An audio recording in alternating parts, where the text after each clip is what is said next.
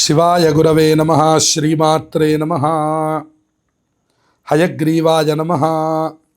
తులారాశి వారికి ఆగస్టు నెలలో ఉన్నటువంటి శుభాశుభ ఫలితాల గురించి తెలుసుకుందాం.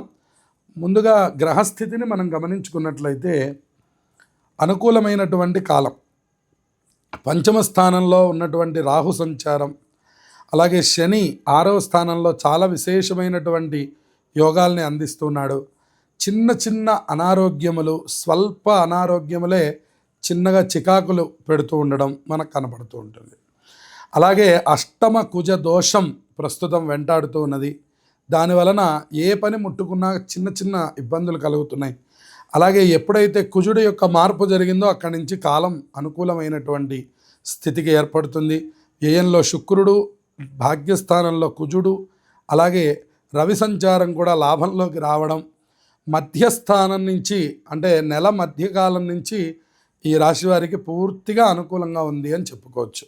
మొదటి వారం కొద్దిగా చికాకులుగా ఉన్నా తర్వాత నుంచి అనుకూలమైనటువంటి కాలం మొదలవడం, చేయవలసినటువంటి పనుల్లో ధైర్యం మొదలవడం, అలాగే గురుబలం ఉండడం వల్ల, గురుబలం 4వ స్థానం మీద ఉండడం వల్ల చక్కటి విద్యార్థులకి ఏ పరీక్షలైనా మంచి ఉత్తీర్ణతని సాధించడం మనకు కనపడుతూ ఉంటుంది. అలాగే చేసేటటువంటి వృత్తి వ్యాపారాల్లో కూడా అనుకూలమైనటువంటి వాతావరణం. అలాగే అనుకోనటువంటి ఖర్చులు, చేయకూడనటువంటి యొక్క పనులు ద్వారా, అంటే ఏదో చేయకూడనటువంటి ఒక పని చేసినటువంటి నింద ఏదైతే ఉందో అది మనల్ని ఎక్కువగా ఇబ్బంది పెడుతూ ఉంటుంది. గతంలో ఎప్పుడో జరిగినటువంటి అంశాన్ని కూడా ఇప్పుడు మాట్లాడుకొని ఇబ్బంది పడతారు.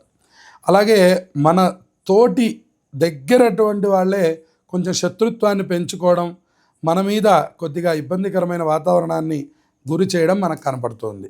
దాని నుంచి విజయాన్ని సాధిస్తారు. కావాల్సినటువంటి వస్తు సామాగ్రి కొనుగోలు చేస్తారు. అలాగే శుక్ర బలం, రవి బలం ఏర్పడుతూ ఉండడం వల్ల వ్యాపారస్తులకు కూడా మంచి అనుకూలంగా ఉంది. చేసే ప్రతి పనిలో కూడా ఆర్థికమైనటువంటి లాభాలు చక్కగా కనపడుతూ ఉన్నాయి. ఆర్థికంగా నిలదొక్కుంటారు. బ్యాంకు బ్యాలెన్సులు పెరుగుతాయి. సకల శుభాలు కూడా ఈ రాశి వారికి కలుగుతున్నాయని చెప్పుకోవచ్చు. చెప్పుకోదగినటువంటి ప్రతిబంధకం వల్ల మొదటి వారంలో ఉన్నటువంటి కుజుడు యొక్క దోషం కనపడుతుంది. అలాగే మనకి వ్యయంలో వచ్చినటువంటి యొక్క శుక్రదోషం కనపడుతుంది. కనుక అమ్మవారి ఆరాధన, దుర్గాదేవి యొక్క ఆరాధనని నిత్యం స్మరించుకుంటూ దుర్గాదేవి యొక్క నామాన్ని జపిస్తూ ఉండి శివాలయంలో ప్రదక్షిణములు చేస్తే సకల శుభాలు కలుగుతాయి. జయం.